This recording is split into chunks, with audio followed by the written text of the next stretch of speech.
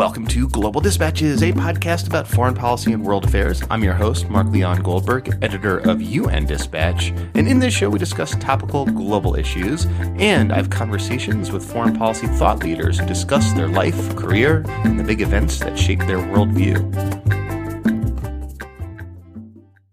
Greetings from Dubai. I'm coming at you from the World Government Summit this week in the United Arab Emirates. This is a conference dedicated to ideas and technologies to make government work more effectively. It's sort of a cross between TED Talks and Davos. You have people like deGrasse Tyson discussing government's role in science research, fancy displays of drone technologies and virtual reality stations. But you also have the UN Deputy Secretary General, Elliason, discussing the SDGs, and international superstars like Mary Robinson and Mohammad Yunus, kind of keeping it real and maintaining a focus on harnessing these technologies and these ideas in the service of humanity at large. So it's been an interesting few days, and I have two interviews from the summit for you, which I think reflects the dual tracks of this conference. First up is Sarah Zeid, Princess Sarah Zeid, who is a longtime UN employee and humanitarian worker whose spouse is the Jordanian diplomat and royal and current UN High Commissioner for Human Rights, Prince Zeid Ra'ad Al Hussein. Sarah Zeid is spearheading efforts in the UN system and beyond to sharpen the international community's focus on providing maternal and reproductive health in humanitarian emergencies. Up to now, this is not something that the international community has done very well for reasons she explains. And she discusses quite candidly the very personal reason that she decided to take on this cause. Next up, I speak with Justin Hall-Topping, a venture capitalist who is investing in nanotechnology in the clean energy space. We have a discussion about the potential of nanotechnology to revolutionize things like access to clean water and clean energy, and what it will take to realize some of the very promising scientific discovery that is on the horizon. Like I said, two somewhat different issues, but all under the rubric of this conference, and both very interesting. If you are new to the podcast, welcome. Go to globaldispatchespodcast.com to check out our archives or get in touch with me. And now here is Princess Sarah Zeid. I didn't answer your question, by the way. Oh, I didn't tell you why I do this. Do you want me to go back there? I went off. I get sidetracked very easy. So it's fun to get sidetracked. Why do I do this? There are so many issues. You're so many issues. Have had a illustrious career. So it's very kind of you to call it illustrious. I guess that's taken the breath out of me to think of my career described that way. So I have a background in emergencies. I have a background in the UN. I have a master's degree from SOAS in development studies. It was much more focused on economic reconstruction. So my family lived in West Africa, and I've traveled a great deal. I was in and out of Iraq during sanctions and so on, and I knew all of the figures about maternal mortality and the role of a woman in the family and the contribution of a woman. We talk about it, we read about it, we throw the numbers around, and then I became a mother myself. I have 3 children, and then when I was giving birth to my 3rd child, I suffered from this crazy freak embolism, and 80% of women that have an amniotic fluid embolism die. Of the 20% that survive, 50% of them have some sort of cognitive damage, because if blood gets cut off to the brain, you end up with some serious impacts, and quite often the baby is lost too. And for 24 hours, my doctors didn't know if I was going to live or die, and I was awake through all of this. My husband and I sat through the night watching all of the monitors in the cardiac ICU, and had I died, I would have left behind my 8-year-old son and my 6-year-old daughter, and then this tiny little baby girl that I hadn't even met.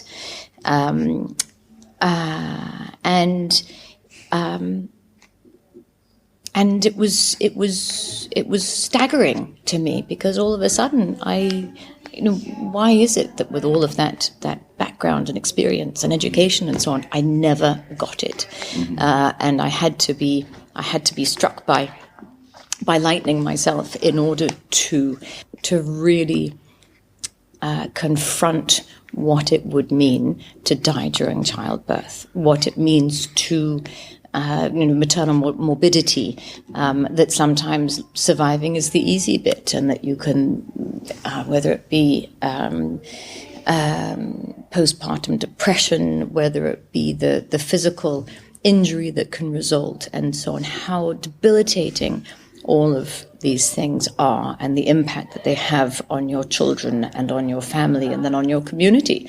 And we talk about women's contribution. We want women at the negotiating table. We want women in the workplace. We want our girls to be at school and so on.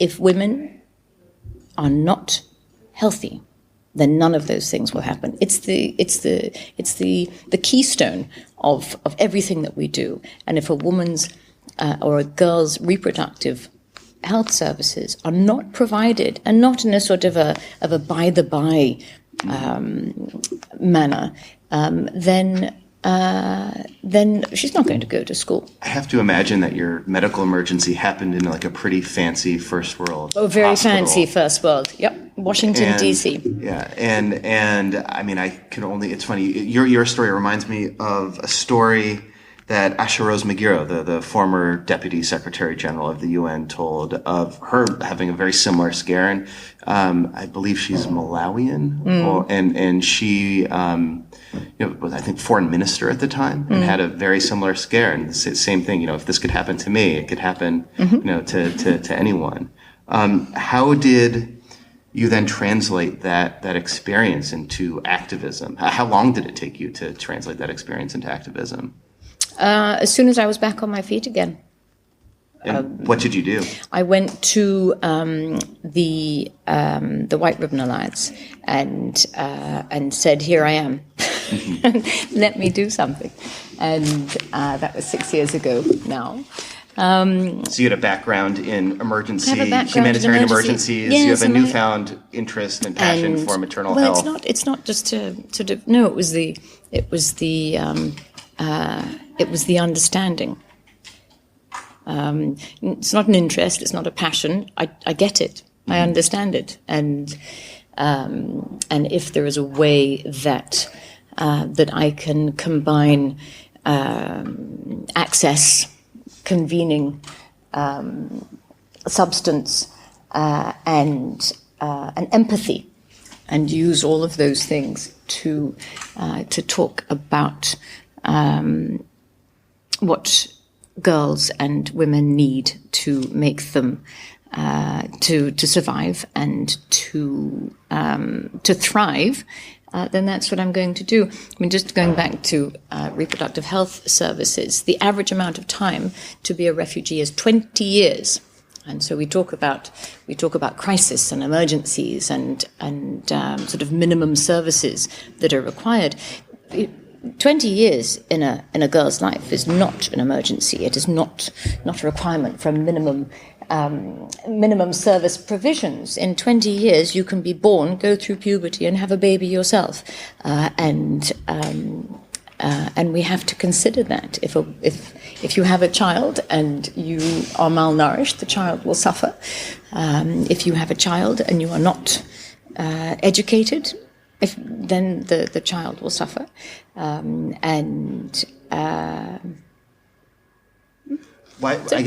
Why do you think that until now the sort of cause or the focus on maternal and newborn health, specifically in humanitarian emergencies, has been somewhat overlooked? I have no idea. It's baffling to me what baffles me as well is how is it that the community has been so divided and so siloed. It's a horrible word and very overused. But why is it that we do not work more together? Why is it that we insist on taking an individual? We all talk about an individual human rights But what we actually do is we take that individual and we break them up into lots of different pieces. And we have agencies and NGOs and programs that deal with different bits and pieces of a person's needs. And also, so, for example, you have... Well, let's see, your stomach would go to WFP, your vaccines would go to Gavi or the Global Fund, your reproductive organs can go to UNFPA, your children can go to UNICEF. It's this sort of thing. And I think that... Oh, and then, of course, if you're living in an area where there's climate change, now you can go to the Green Fund. We're so we work in so many little bits and pieces when really all of those needs are very. Do you expect for every one of your needs to have to go to completely different people and fill out completely different forms and be accountable to all sorts of different things? Healthcare, so actually I do. So you probably do, exactly. But why is it, or I should say, what then specifically are you trying to accomplish right now? Are you've launched? I know the new newborn. The part was it the Every Woman Every Child. Every Woman Every Child was a UN Secretary General initiative that was launched in 2010 and is underpinned by a technical document, the Global Strategy for Women and Children's Health. And the aim in 2010 was to make progress on the health MDGs that were doing very badly. Right, like of all the MDGs, the ones related to they were doing the worst. Maternal health exactly. are the farthest from completion of work. And so to build on the success of the first 5 years of Every Woman, Every Child, it has been rebooted. The new global strategy was launched alongside the SDGs in September. And for the first time, so we battled to get settings included to understand the nuances of your need based on where you are. And so we have included humanitarian and fragile settings into the global strategy, which means that it is the responsibility of both the humanitarian community and the development community to work together for the health of women and children.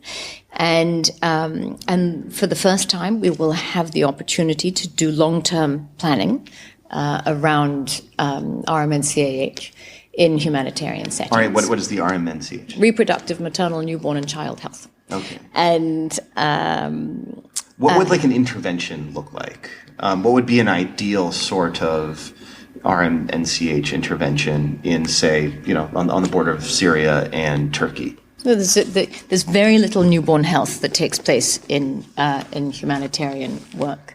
There is very little reproductive health advocacy for adolescents in the humanitarian space. Safe childbirth, prenatal, antenatal care.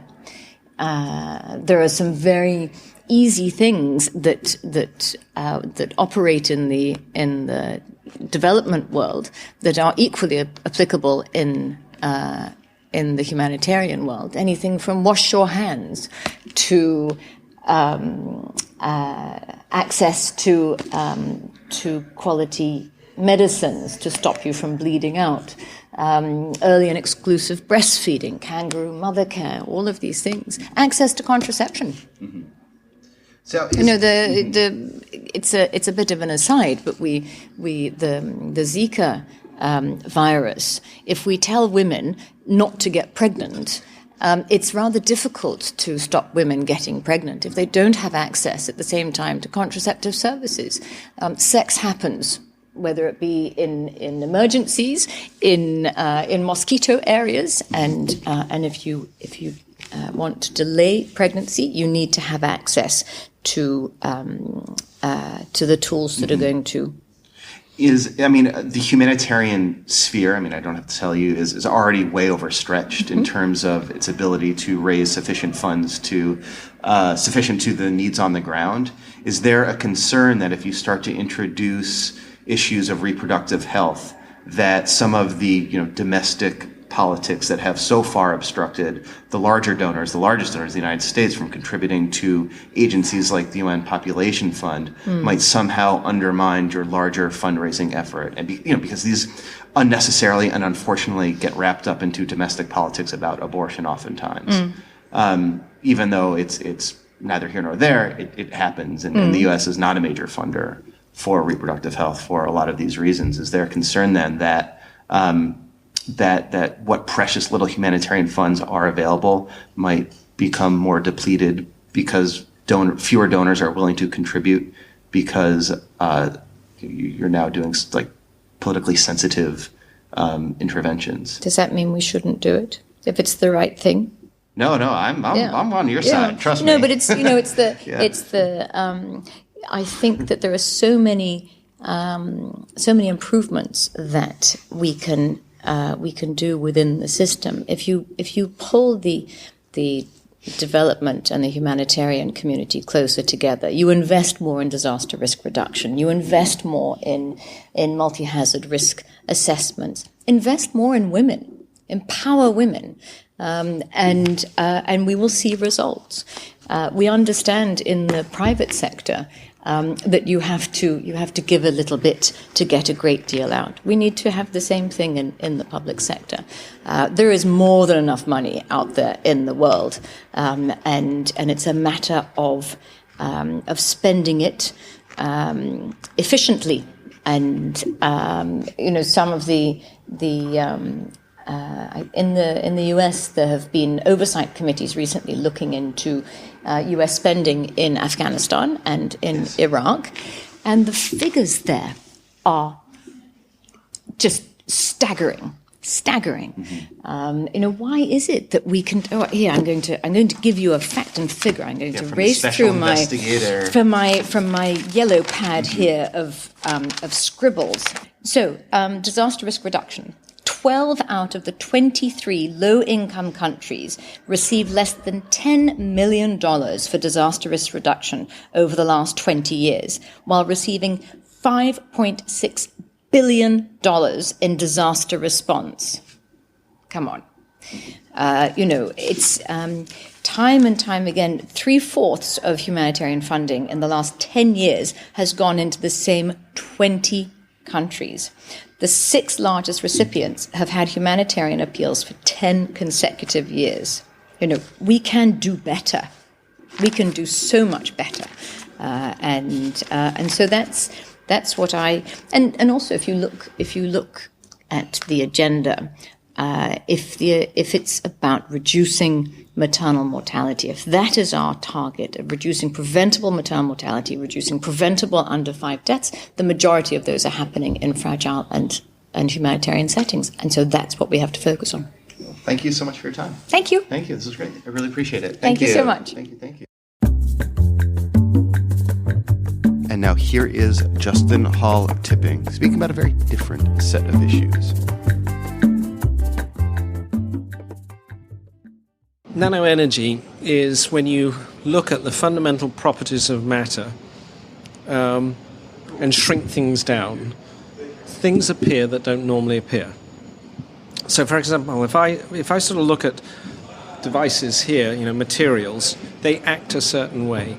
And as I shrink something down, it gets more and more energetic. So things take on properties that they don't normally have. So you would know, for example, something like aluminium, or in America we would say aluminum, right, which would be a very stable matter in the normal size. If I shrink it down to the atomic scale, it becomes combustible.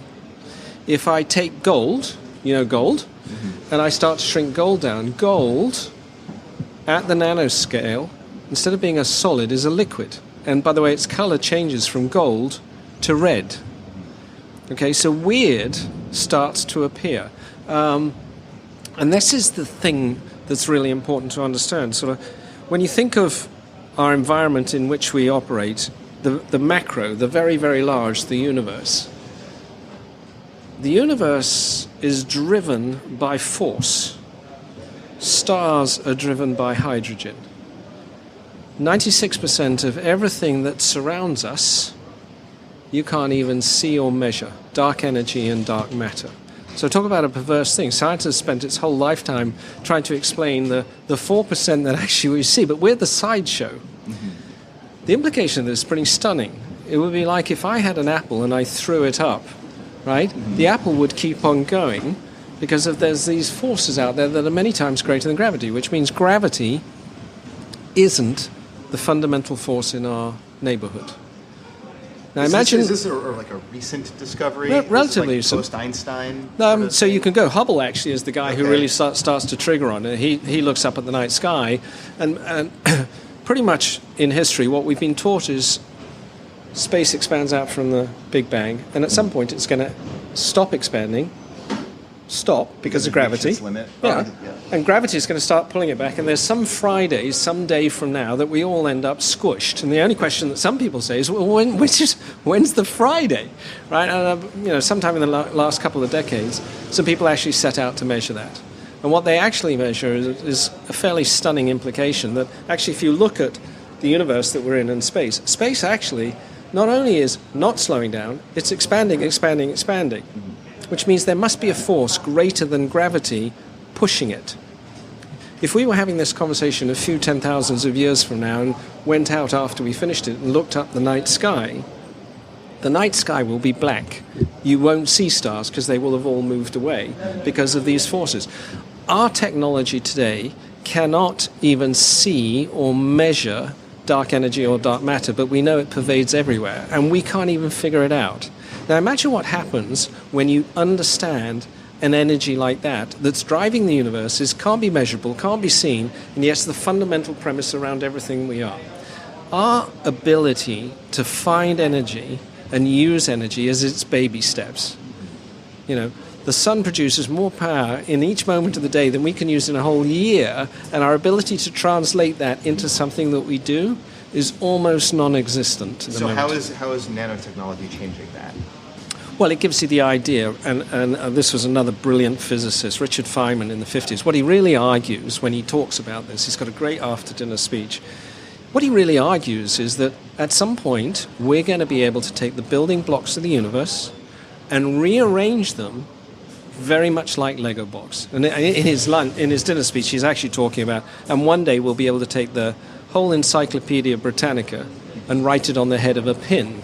Now, anybody listening to the dinner speech at the time, remember, this is the 50s, right? So a computer maybe is, the size of this room. They must have thought when listening to the speech he was sort of absurdly imaginative, right? No, it's probably a little smaller than the head of a pin, right? Well, exactly. Well, so what you're saying, and my understanding, is that you can harness some of this energy to create energy, electricity, everything we use, in our day-to-day lives. But it seems that you're describing this far distant future, not sort of something that has implications for the 20-year horizon of the Paris climate talks. It's a great statement because really it's actually here and now already. In various parts of scientific discovery around labs in the world. I'll give you an example. So the thing that powers the stars is hydrogen, right? The whole universe, every star that you see is driven by hydrogen. How many times have you last seen a hydrogen car trucking around the neighborhood? Okay? I do believe President George W. Bush, right, said something about hydrogen cars. Yeah. Yeah. And many years ago. We're so far away, right? Yeah. And part of the reason is we don't have hydrogen around. We're going to go make it. And the way we make it today is by steam reformation. Okay, that's a fancy word for saying I take water in the presence of methane at about 700 degrees Celsius to 1100 degrees Celsius. Anytime I'm saying words like that, at that kind of temperature, it's not a good thing, right? And the hydrogen we make is dirty hydrogen. We've got to go do something else. And if you look at one of these plants, it looks like one of these big industrial plants, which is why you don't really have a hydrogen car at the moment. Not least from that part, but from the second part. The better way to take hydrogen is to take water, split it into the hydrogen and oxygen. Use that hydrogen because that's pure grade hydrogen. Well, here's a problem. You actually need a catalyst to give enough oomph to make this thing split apart. catalyst that everybody says you've got to use in chemistry books is platinum. You would never use carbon, like carbon in a pencil. Mm-hmm. Well, a scientific team has recently taken communal garden carbon, tweaked its structure at the nanoscale, and it's as reactive as platinum, which means the prospect of a fuel cell 30% cheaper without platinum is actually here and now. Mm-hmm. Now the question is whether we're going to get behind being able to do this transformation from an oil carbon-based fuel system to a non-carbon-based fuel system. But the technology, make no mistake about it, is here. Is there enough funding from the private sector to fuel this this technology and this discovery, or do you need government support? I wish I could say yes, there is from the private sector, but the private sector is notoriously fickle, right? Because what we've actually been doing over the last 20 years is progressively dismantling, to a large degree, so I don't want to say it's a blanket statement, but to a large degree in corporations around the world, we say R&D shouldn't actually be happening for 10, 20, 30-year horizons. Mm-hmm. It actually needs to deliver next quarter's results and maybe a few quarters out. Mm-hmm. But once you start talking about 2020, 2030, shareholders, or in particular people who think of what shareholders want, get very, very nervous, and so we don't do it. So you don't see institutions like the Bell Labs, Xerox PARC of old. Mm-hmm. Without a government saying we have a 2030, 2050, or 2050 in the case of Dubai now saying 75% of our energy is going to be totally renewable. Mm-hmm. Without that, we are destined, of COP21, to be in a very, very bad place. Mm-hmm. Very bad, because humans don't do well in a rising temperature environment. We actually just don't. And we're conveniently saying, well, we'll figure it out down the road. And unless you make these innovations happen, you're just cruising for a really bad time. And so is part of the reason you're here is to sort of make that appeal to governments, to the government of Dubai, to make these kinds of investments? Yes. Like long time horizons? Until governments effectively say, here are the horizons in which we can operate, here are the ways you can be rewarded. Mm-hmm. Private capital looks at, to a very high degree, this sector as uninvestable. It's just not institutional grade. Now that people have started to say, look, the horizons are shrinking, this is now within the time frame of what is investable, IP, intellectual property at universities, is now becoming a highly valuable investable base for funds. And that starts to change everything. And that's a really important shift. Dubai making the statement that it did, which is by 2050, the words count somewhat. But if they're just words without the action part, then everybody goes, oh, it's just words. But what Dubai is actually doing is saying, no, we're going to deliver it. And once you start getting a government that starts saying, and we're going to deliver it, the others are going to have to take note, because the next industrial revolution really is a revolution from a carbon-based economy to a non-carbon-based economy. So really this is not a question about, fighting over resources. It's a question of, applying resourcefulness to do this transition. So how did you get into this line of work? How did you come to be attracted to nanotechnology and its potential to transform the energy economy? I've had my career doing venture capital. I was going to the office one day and I read, it was about March 2000 I think it was. I read about the B-15 iceberg that broke off Antarctica, and it was one of those ones that you were reading in the paper and it said it's sort of a normal thing, right? And I remember thinking at the time, that doesn't sound very normal to me. And when you actually looked at the size of the B-15, it was like, gigantic. It was just gigantic. Yeah. And then 90 days later, the first sequencing of the human genome occurred. And it was like this lightning bolt went off in my head. I went, oh my gosh, we're trying to solve the very, very large problem, and yet we've just figured out essentially the code of life. And it's very, very small. And if life is driven by something so small, maybe we should start looking in where the very small is, because things are going to be very, very different from virtually everything that we've been taught. And that started me on this journey, or what I then realized once I started to look at it, is what all these legends of science, the Feynmans of the world had been predicting. One day, which now is now, we would be able to get control over the building blocks of the universe. And in that control, what actually we gain control over is the essence of energy. That's actually what we're talking about. And once you get that, then it's sort of open field. And so I then decided, if I was going to, devote the rest of my life to something, I could either just do the Wall Street investment thing, or I should go do something that I could look at my kids and said, actually, you know what? I believe this. I believe in my generation, and certainly yours, we can actually change the outcome, provided you go do. And at the time, I think I felt pretty lonely. And part of the reason by being here and talking about it, it's not as lonely anymore, because there are a lot of other people that have sort of made that intellectual leap, which is, and it's here now too. Well, now, are you investing in these to make a return as a venture capitalist? Like, have you made a return on these investments yet over the last 10, 15 years? No, we're actually on the verge of a couple of significant events. I've always had the belief that if you try and make people change habits just because it's a good thing to do, you'll get some of the people some of the time for a little bit of the time, right? So I'll not drive my car for the next couple of weeks, and then it's really raining, and I'll go, I really do need to drive my car, right? You actually can't change a habit unless you make it cheaper, better, faster. If I make it cheaper, better, faster, I have to do so with a business mindset. And if you drive it to have those three features, making money for shareholders, then you can change the world. If you do it just to do some good, it'll last for a little bit. And so, yes, I come at this from a rock-hard business point of view. I am determined that we build companies that are profitable, have long-term shareholder return. But that's only going to come if we make breakthroughs that are over the horizon that appear next Friday. And we've got a number of things that we have been working on the last 10 years that are right there. Can you describe one of them?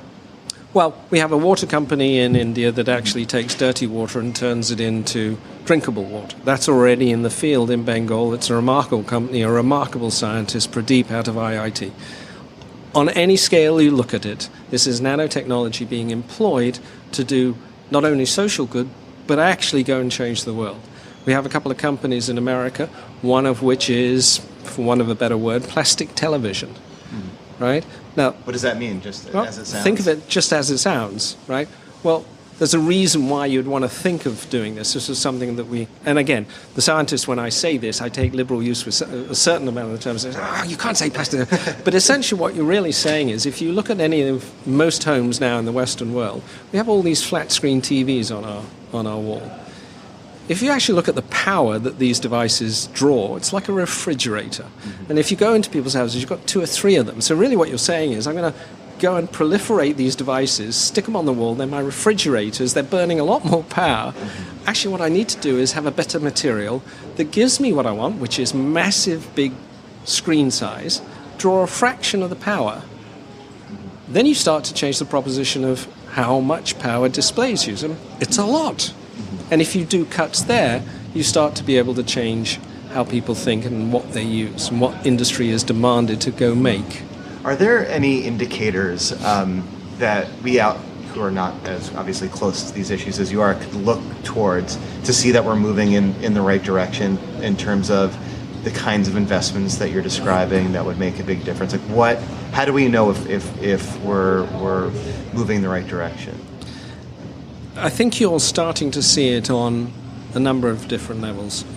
First part is you're getting, from a global basis, you're getting leadership like His Royal Highness here talking about what Dubai is going to do by 2050. I mean, that's a remarkable step, and I think it was yesterday he was appointing a 22-year-old minister.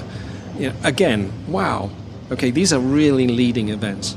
The second thing you're seeing is you're starting to see corporations start to realize, well, I better have like Tesla, I better have a power pack that's different from everything else, right?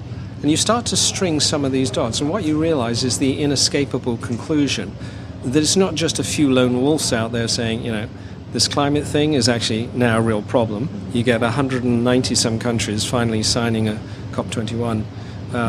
You start to see corporations placing significant bets. You start to see global leaders being truly out there saying, actually, we're going to go do this. It's no longer in the what-if category anymore. It's actually within the 1 and 2 decades from here that it actually becomes reality. All right, thank you all for listening. Presumably, by the time you're listening to this, I am on a plane back to the United States from Dubai. It's been a great trip, really interesting. Check out UN Dispatch. We'll be writing some more posts about this conference and about some of the more intriguing things I've watched and seen and viewed. Also, follow me on Twitter. I've been tweeting a lot from this conference at Mark L. Goldberg. All right, see you later. Bye.